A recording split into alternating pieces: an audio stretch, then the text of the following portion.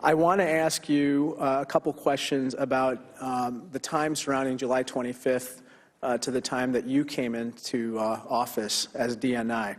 As you know, the phone call between President Trump and the Ukrainian president happened on July 25th of this year, correct? I believe July 25th, I believe, sir.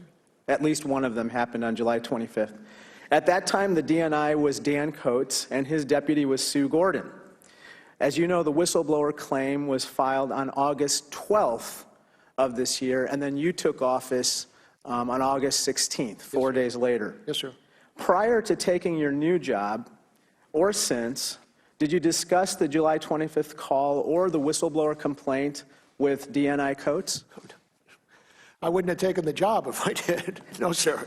And how about with Sue Gordon? No, not at all. I don't believe, to the best of my ability, I do not think that either Director Coates or our principal deputy, Sue Gordon, have any sense whatsoever about this whistleblower complaint or that Michael Atkinson had it. Before your current role, did you discuss Ukraine with President Trump? No, Congressman. I haven't discussed Ukraine with anybody. Let me put it to you that way. You haven't discussed Ukraine with anybody in your current role as the acting DNI? Well, as we intelligence reports, we've got about 190 countries out there. So whatever the president's daily brief is and matters that pertain to that. But as far as intelligence equities in that region right now, this has just not been something that has come to my attention in the 6 weeks that I've been the acting DNI.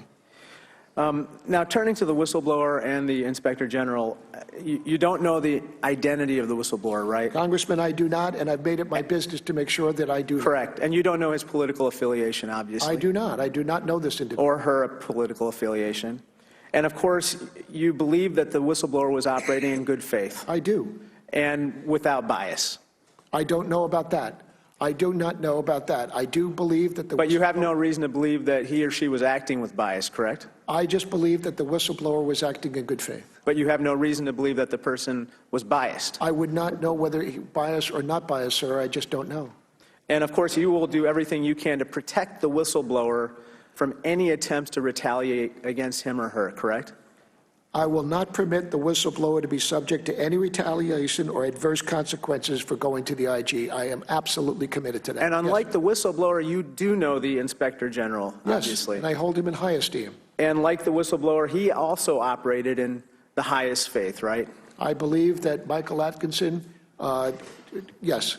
And interestingly, Mr. Atkinson was actually appointed by President Donald Trump, right? Yes, he was. He's a presidential appointee. At what lends real credibility to the whistleblower's complaint is the fact that Mr. Atkinson, an appointee of the president, would actually bring forward a complaint against his boss. And that's something that is especially courageous. What I want to hear from you is that you will also do everything you can to protect Mr. Atkinson from potential retaliation. Congressman, absolutely. Very good. Now, the White House released a memorandum of telephone conversation from the July 25th, 2019 call, right? I believe that was what was transmitted yesterday morning, sir. And they call that a telcon in the jargon of these memoranda. Is that right? I'm familiar. This is the first time I've ever seen the transcript of a presidential conversation with a foreign leader. Okay, have you been... Telcon would be short for telephone conversation, though. Exactly. And have you been a party to a conversation between the president and a foreign leader on a phone call? When I am in the office to provide the intelligence brief to the president, some foreign head of state might call in. The president may either ask us to leave or just stay there for a brief call from time to time. Yes, sir. And there are note takers who actually scribble down furiously what's being said on those calls. If they are note takers, they would not be in the Oval Office with us. They might be listening somewhere else, sir. Like from the Situation Room. Right. And in or where, I don't know, but somewhere within the White House, yes. And within this particular situation, maybe more than a dozen people were on the phone call. That's the allegation, yes. And they were all taking notes, presumably. If they're good public servants, yes, Congressman.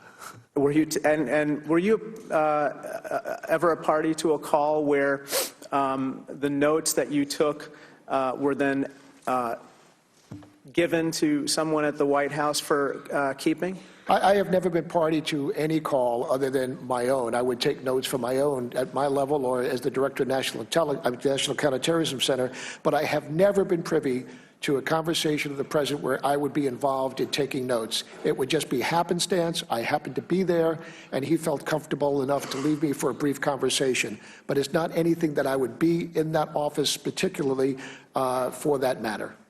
Thank you for your service. Well, thank you, Congressman, very much.